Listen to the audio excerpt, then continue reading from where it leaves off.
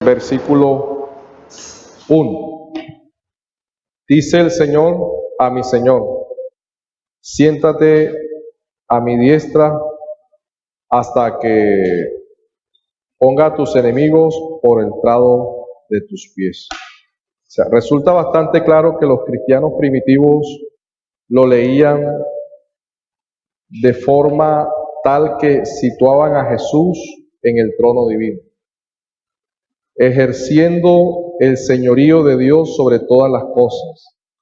Inclusive el Salmo 8, versículo 6 dice: tú le haces señorear sobre las obras de tus manos, todo lo has puesto bajo sus pies. O sea, el Señor, miren, el Señor se presenta a ellos citándole este pasaje. Si nosotros podemos leer Mateo 22, 44, y otro puede leer Hechos capítulo 2, versículos 33 y 35, que me colabora alguno leyéndolo con el micrófono para que. Hechos capítulo 2, versículos 33 y 35.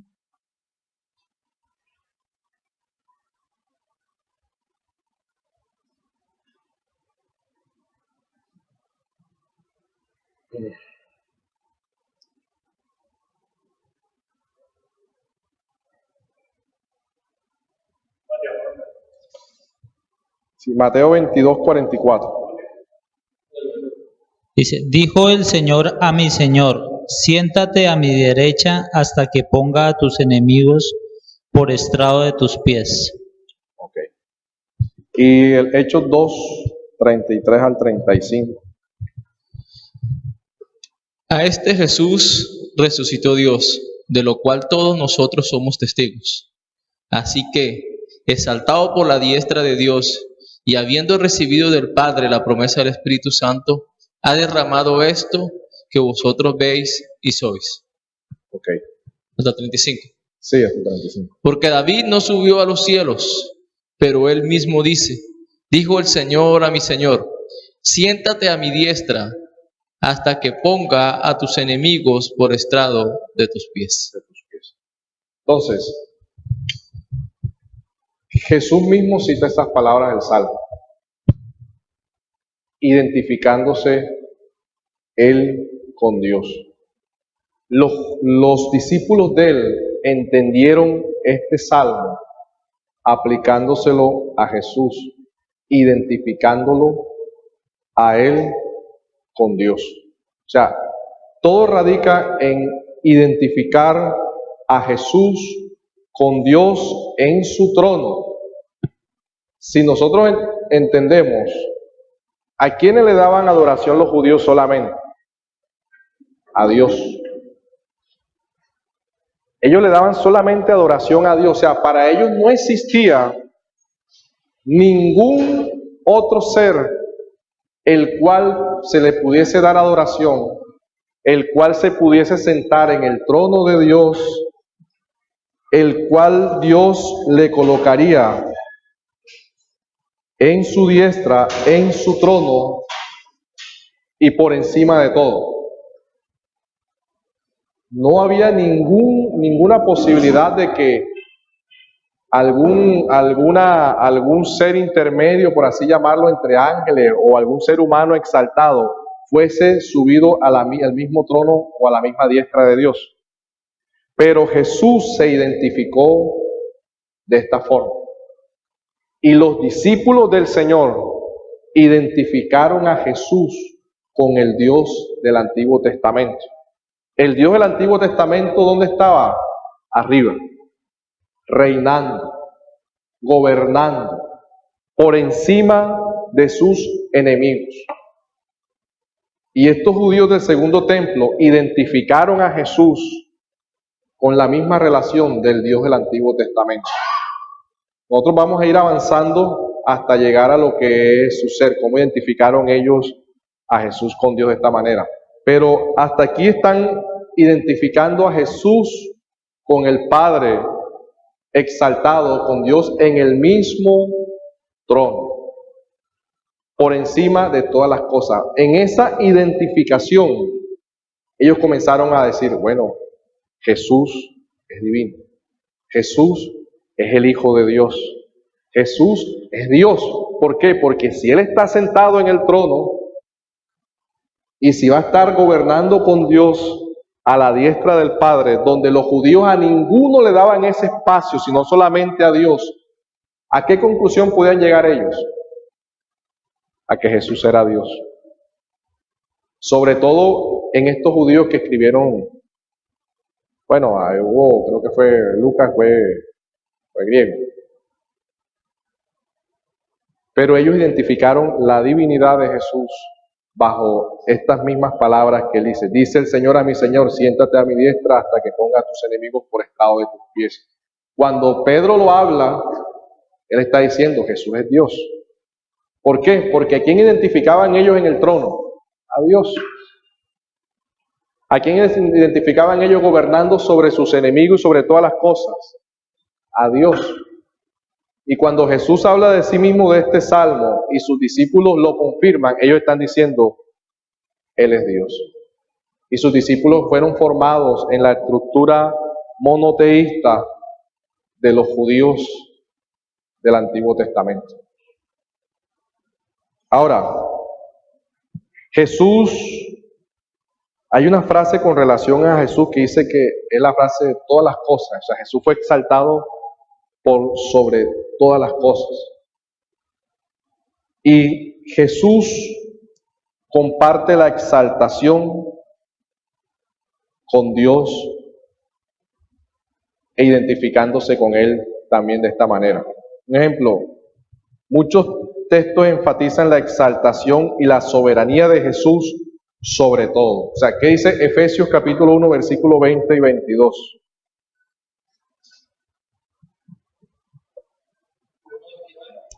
Efesios capítulo 1, versículo 20 y 22. 20 al 22. Sí. La cual operó en Cristo, resucitándole de los muertos y sentándole a la diestra de los lugares celestiales, sobre todo principado y autoridad y poder y señorío, y sobre todo nombre que se nombra, no solo en este siglo, sino también en el venidero. Okay. Y sometió todas las cosas bajo sus pies, y lo dio por cabeza sobre todas las cosas a la iglesia. Okay. Miren, el Dios del Antiguo Testamento tenía un nombre, ¿verdad?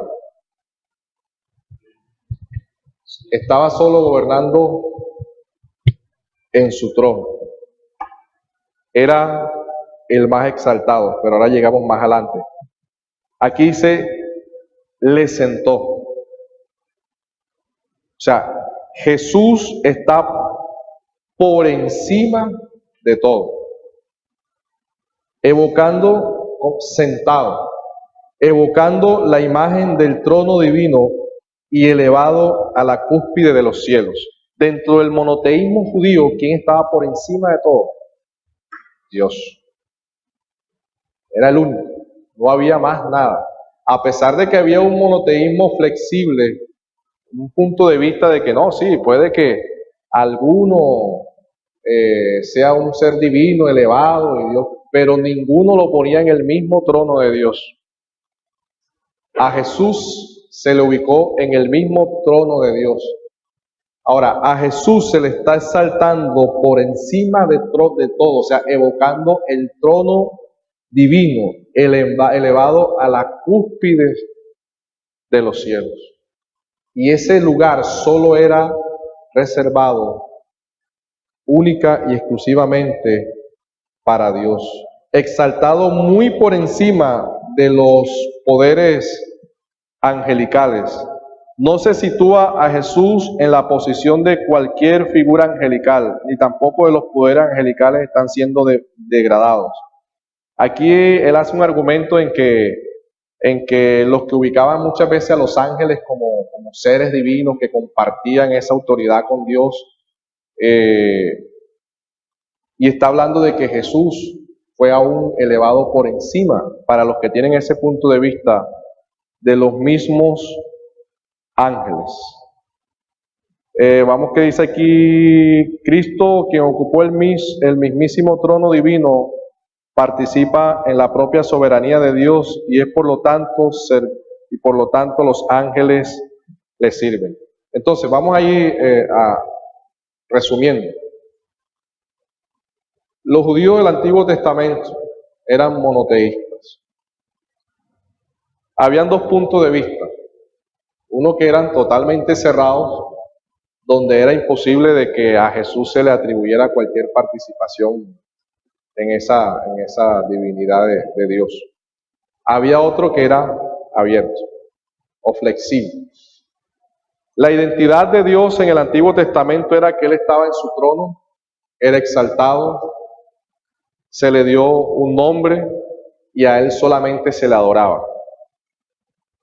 Esos son 4 aspectos que tenemos de la identidad de Dios en el Antiguo Testamento.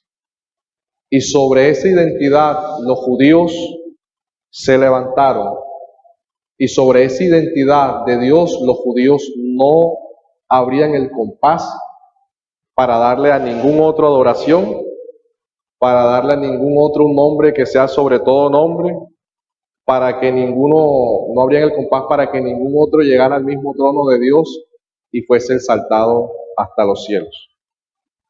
En el Nuevo Testamento, ¿cómo incluyen a Jesús como Dios? Estamos dando una tesis que es partiendo de su identidad. Va a haber un módulo que vamos a ver cristología bíblica, lo que es su naturaleza o la doble naturaleza que se habla, los atributos, los nombres, los oficios de Cristo y todo eso, lo que dice Juan 1:1, el verbo fue hecho carne, la encarnación, todo eso lo vamos a estar viendo en las 2 últimas clases. Pero acá estamos hablando con relación a la identidad. En el Nuevo Testamento a Jesús se identifica con el Dios del Antiguo Testamento. Salmo capítulo 110, versículo 1. El mismo Señor lo cita aplicándoselo a él. Los judíos, en este caso Pedro, lo identifica también con el Señor. Entonces cuando Pedro dice sentándolo a la diestra, ya solamente con decir sentándolo a la diestra, él está ubicando a Jesús en el mismo nivel que Dios. Ahora, se le ha exaltado por sobre todas las cosas, una característica que solamente a Dios del Antiguo Testamento se le daba. Ahora, se le dio un nombre divino. Dios en el Antiguo Testamento tenía un nombre. ¿Cuál era el nombre? El pentagrama, uno dice que Yahvé o Yahweh, otros lo relacionan con Jehová, pero Dios tenía un nombre. Él se reveló y se mostró con un nombre, se identificó con un nombre para con los judíos. Ahora, Jesús es exaltado y al ser exaltado recibe un nombre divino. Hebreos 1:4 afirma que Jesús es exaltado a la diestra del Padre. ¿Quién me ayuda a leerlo, por favor? Para que entendamos mejor esta 1:4.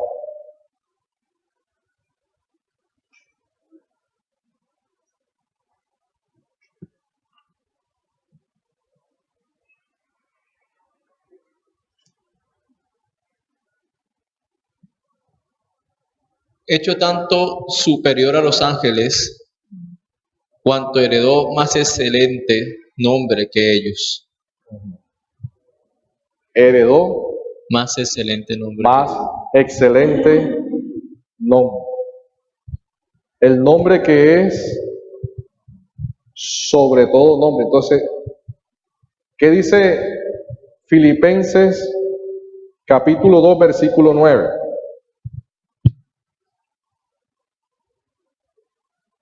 A Jesús se le dio un excelente nombre. Nombre que es sobre todo nombre.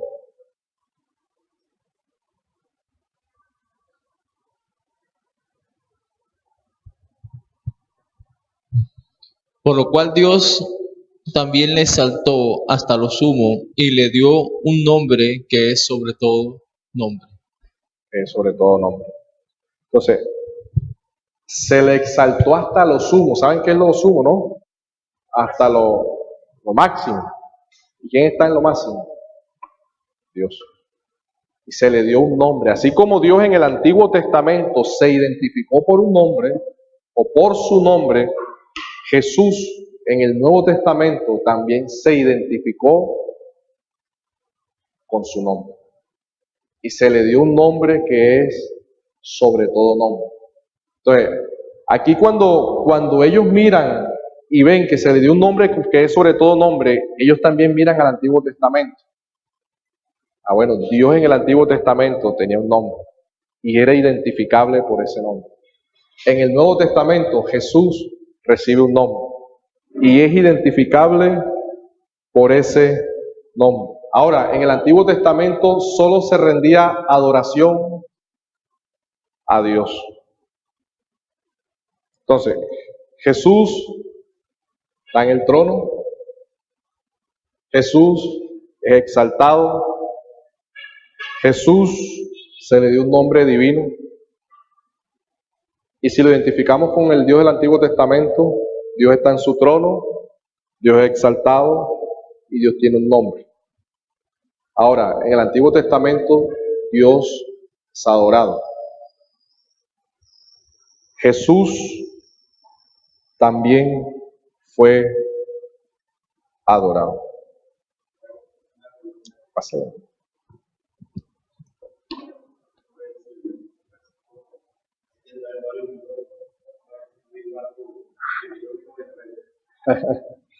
Vamos a ver si te entendemos. Ahí está Alex al lado para que te responda.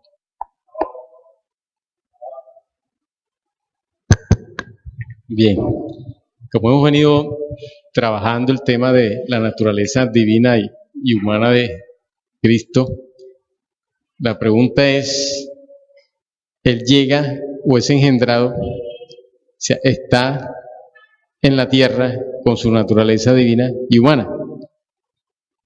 Para poderlo exaltar, tenía que estar a la diestra del Padre. ¿Cómo en el momento que Jesús llega a la tierra,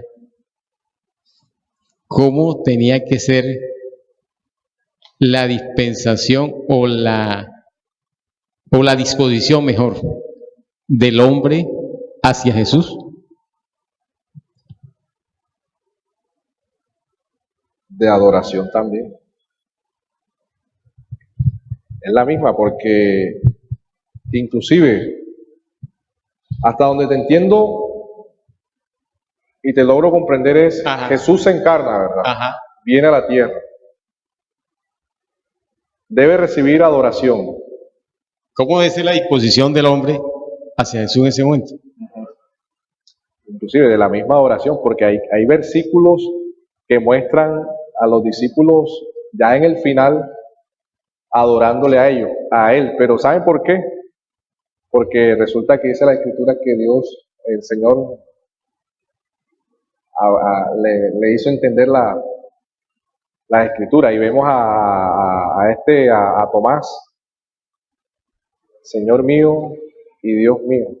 Y hay unos versículos que también muestran, vamos a verlo ahora, donde Jesús es adorado, inclusive Mateo 28, 17. Vamos a mirar un momentito. Bueno, y cuando nació fue adorado de todas maneras. Fue adorado cuando nació, ¿qué? ¿Cómo? Cuando nació fue adorado. Claro, porque llegaron los Reyes Magos. Bueno, ahora le hago otra pregunta. Aquí aprovecho el micrófono. Sí. Como él era en el principio, la condición, ¿cómo es? ¿Hay diferencia en la condición cuando dice la Escritura ya estaba en el principio o él era en el principio, a la condición de sentarse a la diestra? Lo que pasa es que, figúrate, Jesús subió con algo que él no tenía cuando bajó. Jesús subió con algo que él no tenía cuando bajó. ¿Subió? Con algo que él no tenía cuando bajó. Ya. que fue un cuerpo humano. Correcto. O sea, ese es uno de los grandes misterios. Es un misterio. Porque es que, o sea, Jesús, inclusive muchas enseñanzas y grandes teólogos apuntan a que Jesús ahora mismo está en carne, intercediendo por nosotros. Está en carne intercediendo. O sea, lo que pasa, muchas veces uno tiene una imagen de Apocalipsis donde habla del rostro, del sol y todo lo demás, pero Él está en carne. ¿Por qué? Porque, bueno, hay argumentos. Uno es, Jesús resucita entre los muertos con un cuerpo glorioso. Y creo que es Romanos que habla que nosotros cuando... Dime.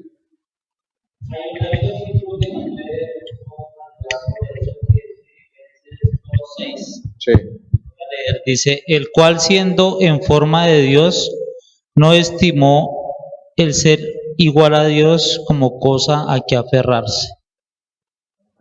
Que habla de la posición que Cristo tenía antes y de la que baja, se hace hombre, pero eso no quiere decir que por hacerse hombre pierde su condición de Dios, sino sigue siendo Dios. Sí, no, y estamos hablando con relación a Cristo antes de bajar, Cristo cuando sube.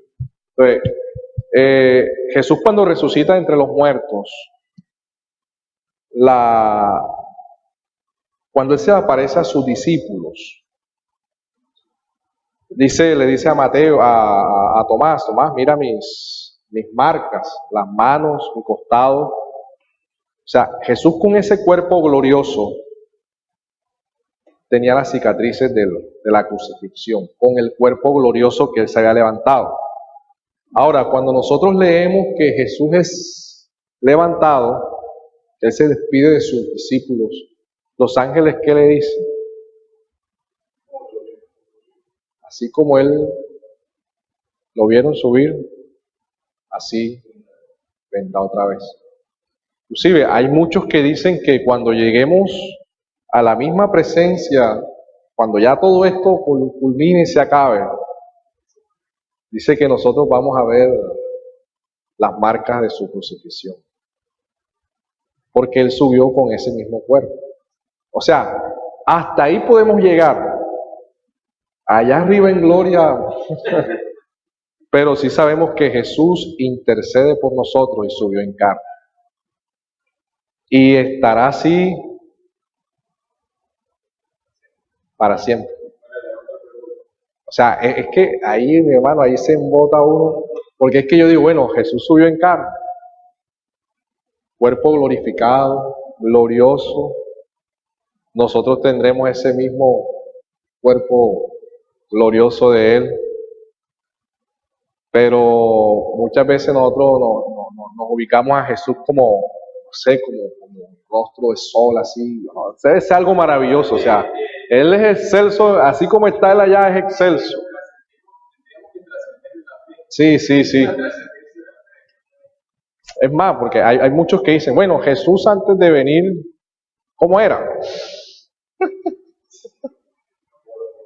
No podemos. No podemos, o sea, dice que Él se encarnó y tomó, y Dios le preparó un cuerpo. Pero Jesús antes de venir, ¿cómo era? ¿Será que era como la figura? No, porque es que él por eso es que se llama el unigénito. El primero, o sea, el Dios lo engendra. O sea, no es que Él no existía, o no existía antes de ser engendrado, pero un momento en el tiempo Dios lo engendró. Y Él salió y se formó. Ahora, figúrense, si nosotros decimos que Jesús tenía un cuerpo en la eternidad, tampoco, porque eso sería una herejía, porque iría en contra de su encarnación humana. Y por eso es que Él nace de María, con una naturaleza humana. Claro. Entonces hay cosas que se escapan Pero de que Jesús subió en carne, está en carne. Maravilloso Él en su hermosura, en ese cuerpo, hermano, eso uno no se pierde uno en la... Pero terminando este punto, Jesús recibió también adoración. Jesús recibió adoración y nosotros veamos un texto para mirarlo y darle la cabida a Jehová. Mateo 28, 17. Mateo 28, 17 dice, y cuando le vieron, le adoraron. Pero algunos dudaban. Entonces, ¿quiénes lo adoraron? Judíos. 28, 17. ¿Quiénes lo adoraron? Judíos. Pero ¿identificaron estos judíos a Jesús con Dios? Sí, porque si entendemos el monoteísmo judío, ellos no daban adoración a ningún otro sino que fuera Dios. Entonces, este es uno de los argumentos. Aquí estamos hablando de que estamos partiendo del argumento de la identidad, porque en cristología muchas veces se abarca el tema de la preexistencia y la naturaleza de Dios, de Jesús. Y nos quedamos ahí, pero hay un argumento que habla acerca de la identidad de Jesús con relación al Dios del Antiguo Testamento. Cómo los judíos identificaron a Jesús y lo relacionaron con Dios para llamarlo Dios. Y uno de los argumentos es la identidad. ¿Dios es adorado en el Antiguo Testamento? Sí. ¿Jesús es adorado en el Nuevo Testamento? Sí. ¿Por quién es adorado Jesús? Por judíos. ¿Y judíos qué? Monoteístas. ¿Cómo encajó Jesús ahí? Ellos identificaron a Jesús con Dios. ¿Jesús fue exaltado? Sí. ¿Quién está exaltado? Dios. ¿Jesús se le dio un nombre? Sí. ¿Dios tenía un nombre en el Antiguo Testamento? Sí. ¿Jesús subió al trono? Sí. ¿Quién está en el trono del Antiguo Testamento? Dios. Yo creo que ahí en Juan también dice que él mismo dice de sí mismo que el que honra al Hijo, honra al Padre, pero el que no honra al Hijo, no honra al Padre. Ya. Y acerca del tema de la ascensión que preguntaba el hermano, también la Escritura enseña que él mismo dijo que no me toquen porque todavía no ha subido al Padre, ya. Mostrando que obviamente su cuerpo tenía que estar obviamente en santidad o en glorificación y no podía ser tocado por nadie. Es que es más, o sea, yendo un poco más allá, muchos dicen, bueno, Jesús en la muerte, ¿a dónde fue? ¿Murió? Ya. Se dice, murió. ¿Cuál era la paga del pecado? Muerte. Jesús no cometió pecado, pero sí pagó la consecuencia del pecado. ¿Jesús dónde estaba? Muerto. Punto. No, que es que Jesús subió al cielo y después bajó. No, Jesús murió y estaba ahí. Se tenía que cumplir la sentencia de la muerte. Jesús, ¿cuándo sube? Cuando resucita. Jesús no podía subir al cielo si no resucitaba. La resurrección es la evidencia de que Dios aceptó su sacrificio. Entonces, muchas veces ubicamos a Jesús también en esa parte de la muerte. No, pero es que Jesús, entonces, lo que dices tú, o sea, Jesús no había subido. Él sube después que resucita y se va. Ahora, después Jesús come. Con ese cuerpo glorioso con que se va a presentar al Padre, Él dice que comió con sus discípulos. Y Jesús actualmente intercede por nosotros. Entonces, dice la Biblia, no tenemos un sumo sacerdote que no se compadezca de nuestras debilidades, sino uno que se identifica totalmente con nosotros. Te iba a decir algo, yo.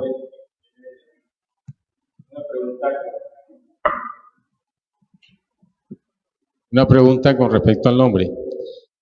Bueno, él recibe un nombre cuando el ángel, cuando el ángel se le acerca a María, le dice cuál va a ser el nombre. Sí. Del que está engendrado en su vientre. Señor traerá salvación. La pregunta sería, ¿qué tiene que ver este primer evento con el nombre dado a Jesús? Y la otra pregunta sería, ¿en qué momento es dado el nombre sobre todo nombre? Serían las dos preguntas. Hay un ejemplo, el nombre en los evangelios significa Emmanuel, o Dios con nosotros, o prácticamente el significado es Dios salva, o Dios traerá salvación, o Dios salva a su pueblo. Ese sería el significado. Ahora, Jesús se le dio un nombre que es sobre todo nombre, creo que Filipenses que estábamos leyendo, cuando es exaltado. O sea, cuando Jesús es exaltado, se le da un nombre que es sobre todo nombre. Dice que se le dio un nombre. Filipenses, ¿cuál es que estábamos leyendo en el capítulo 2:9? Por lo cual, mira, desde el 7, desde el 6, el cual siendo en forma de Dios, no estimó el ser igual a Dios como a cosa que aferrarse, sino que se despojó a sí mismo, tomando forma de siervo, hecho semejante a los hombres. O sea, Él se despoja, se encarna y es semejante a nosotros. Y dice que estando en la condición de hombre, o sea, estando en su condición de encarnación de hombre, se humilló a sí mismo, haciéndose obediente hasta la muerte y la muerte de cruz. O sea, Jesús se encarna, muere y muere en la cruz, por lo cual Dios también le exaltó. O sea, Jesús cuando muere en la cruz y Jesús resucita, Dios lo exalta. Y en ese momento se le da el nombre que es sobre todo nombre. El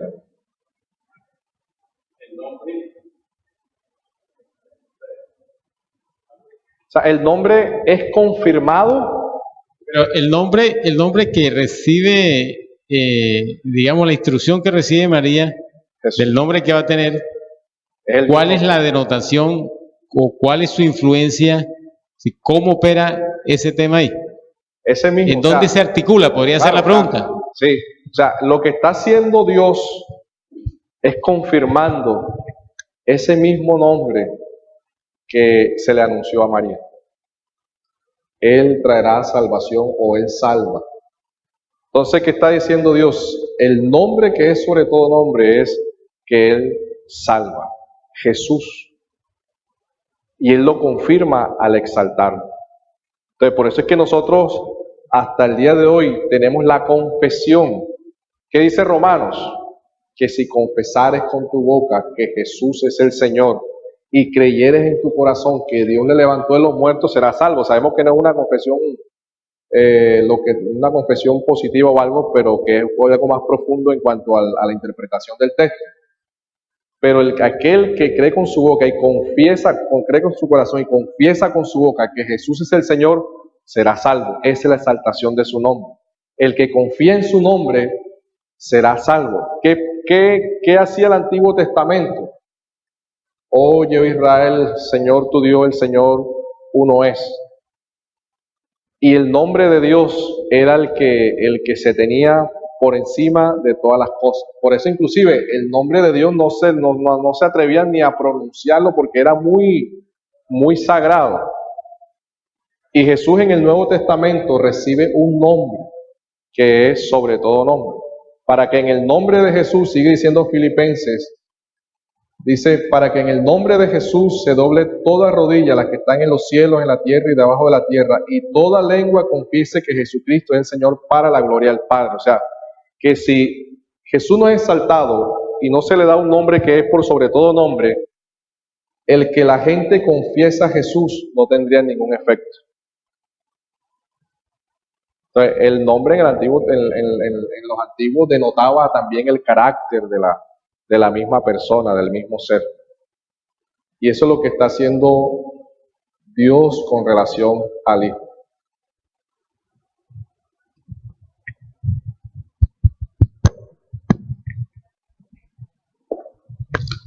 Es que de pronto estamos confundiendo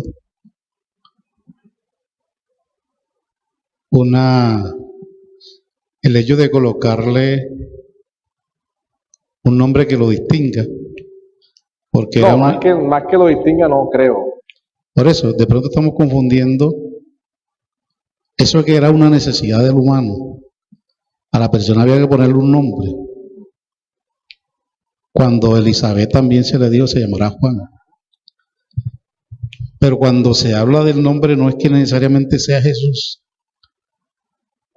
En nuestro medio se oye con frecuencia que la persona le tutelaron su buen nombre, pero no es porque se llame Álvaro, es porque es una persona intachable y merece por eso reconocimiento y no se le puede alterar moralmente.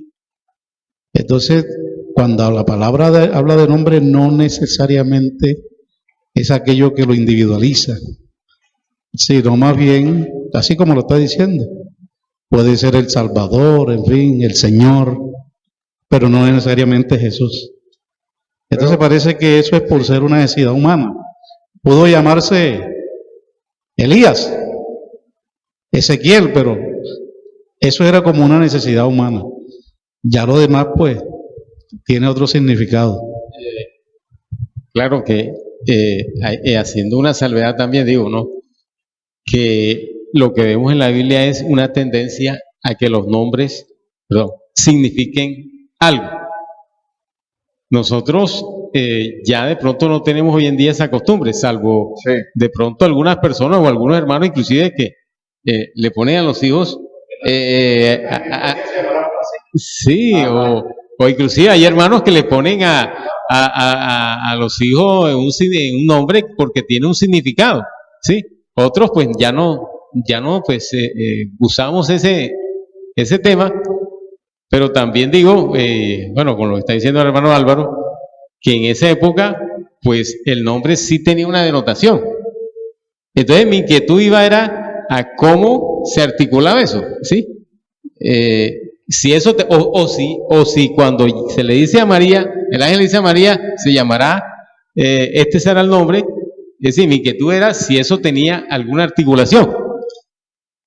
Sí, y sí tiene una articulación. Miren, ¿quién lee Romanos capítulo Claro 10? que también hay, o sea, como usted decía, hay misterio. Romanos capítulo 10, versículo 9. Romanos, ¿eh? Yahshua. Ah, para acá. En este caso, el nombre en el cristianismo sí es relevante con relación a Jesús. Es la forma en que se identifica a Jesús. ¿Qué dice Romanos capítulo 10, Claro, versículo vamos a 9? aprovechar el micrófono. Dice, que si confesares con tu boca que Jesús es el Señor y creyeres en tu corazón que Dios le levantó de los muertos, serás salvo. Entonces, ¿qué nombre es el que tiene que confesar? Si creyeres, ¿qué nombre dice ahí? Que si confesares con tu boca que Jesús es el Señor. Jesús es el Señor. O sea, no es que el Señor es Jesús. ¿Sí me entiende? No, ahí no es equivalente. Ahí es Jesús es el Señor. Pero si fuera lo contrario, como tú planteas, entonces tendríamos que decir que el Señor Jesús. O el Señor es Jesús. No, ahí es Jesús. Primero va el nombre, es el Señor. Entonces, en el cristianismo, el nombre es el que identifica a Jesús como el Señor, como el Salvador, como el Rey. Porque si el Evangelio se abrió a todo el mundo, era muy diferente en el monoteísmo cristiano, en el monoteísmo judío. ¿Por qué? Porque había un solo Dios. Era una comunidad teocrática, teocéntrica, y resulta que ahí no había ninguna confusión, porque ellos sabían, es mi Dios, es su nombre, pero el Evangelio se abre. No, ¿tú en quién crees? ¿En quién crees tú? En Él. ¿Cuál Él? ¿Cuál Él? Identifícalo. ¿Cómo lo vas a identificar? Bueno, venía, Alex. No, yo pensé que el micrófono no, tranquilo. No, pero venía Alex para ver qué y después va de pronto. No, tranquilo, no. Yo lo que iba a decir era que entiendo que el principio del nombre de Dios no solamente era de que cuando tú decías el nombre impronunciable, el Yahweh, eso denotaba, o sea, Dios obviamente se dio a sí mismo una identidad y a sí mismo, al darse identidad, lo que iba a decir era que eso representaba no un nombre, sino todos los atributos perfectos de Dios. Asimismo, ese principio también, de igual forma, por el mismo versículo que acabamos de leer, también se sostiene en el Nuevo Testamento con el nombre de Jesús. Eso es lo que iba a argumentar. Claro, y es que es más, o sea, Lucas capítulo 1, versículos 31 y 37, dice, y ahora concebirás en tu vientre y darás a luz un hijo, y llamarás su nombre Jesús. Este será grande y será llamado Hijo del Altísimo, y el Señor Dios le dará el trono de David, su padre. O sea, inclusive el mismo nombre de Jesús, Dios salva. O sea, cuando nosotros decimos Jesús, nosotros estamos diciendo Jesús de pronto como si fuera un nombre aquí, Álvaro, hombre de pila. Pero cuando yo menciono Jesús, ¿qué estoy diciendo exactamente? No estoy usando un nombre que es común y silvestre, estoy diciendo Dios salva. O sea, no es Chucho, ¿no? No es Chucho, es correcto, no es Chucho. Yo lo que estoy diciendo es Dios salva o Dios me salva. Pero nosotros para acá rotulamos el nombre de Jesús como si fuera Pedro o Álvaro, ¿no? Bueno, pero es que ya usted leyó una parte que quería destacar. No falta otro. Y cualquiera dirá, bueno, pero vamos a caer en un problema de semántica. Porque ahí dice, y será llamado Hijo del Altísimo. O sea que la cuestión se sigue poniendo. ¿Y cuál será su nombre? Jesús. Y será llamado Hijo del Altísimo. Claro, porque es como si dijeran de mí, tú eres hijo del señor Alfonso. Es que, o sea, tiene una referencia. bueno, el hermano Álvaro, pues, tiene una tesis, podríamos llamarlo, o una reflexión, de que hay una separación que era algo necesario el nombre. Ahora que hemos ahondado un poquito más, pareciera que se inclinara la balanza hacia que eso tiene un fundamento de que se llamare Jesús. Pareciera que se inclinara en ese sentido al ver la cita. Bueno, salvo que también quedan pendientes discusiones. Sí. De todas maneras, bueno, parte, como usted decía, surgen misterios y surgen preguntas. Es decir, por ejemplo, cuando, bueno, volvemos a Juan, sí, cuando dice, ya era en el principio, bueno, y entonces uno se pregunta, ¿y en el principio cómo se llamaba? Y se dirán preguntas y preguntas. Como dice, en el principio era el verbo. Bueno, pero en ese momento era el verbo. Sí, en el principio era el verbo. Pero la pregunta es, aunque la Escritura dice, lo trata como verbo. Pero entonces uno también se preguntaría, ¿en el principio ya tenía nombre? No, Jesús recibió su nombre en su encarnación. Ya, esa es la respuesta. Él la recibió en su encarnación. De ahí fue donde tendrás un nombre, porque el nombre prácticamente es aplicado a un ser humano. En este caso se le está aplicando a Jesús. Y la referencia es lo que decía Álvaro, será llamado Hijo del Altísimo. Y por eso es que se le da un nombre que es sobre todo nombre, porque si Jesús tuviese un nombre antes de su encarnación, en su preexistencia, entonces ¿para qué darle un nombre exaltado si ya lo tenía? No, tranquilo. Oye, yo pensé que eran las 7 menos 15 y resulta que se me paró el reloj. Bueno, entonces ahora una pregunta. Resulta que, volviendo al tema de los nombres, sí, que hoy algunos hermanos le ponen a los hijos un nombre porque significa algo, porque en la antigüedad tenía un significado. El hermano Álvaro decía ahorita muy coloquialmente, entonces no es Chucho. Y yo voy y tomo eso, ¿por qué? Porque en este caso, en este momento, más de una persona hoy en día se llama Jesús. Pero entonces, inclusive no diciendo Chucho, no diciéndole Chucho, sino Jesús.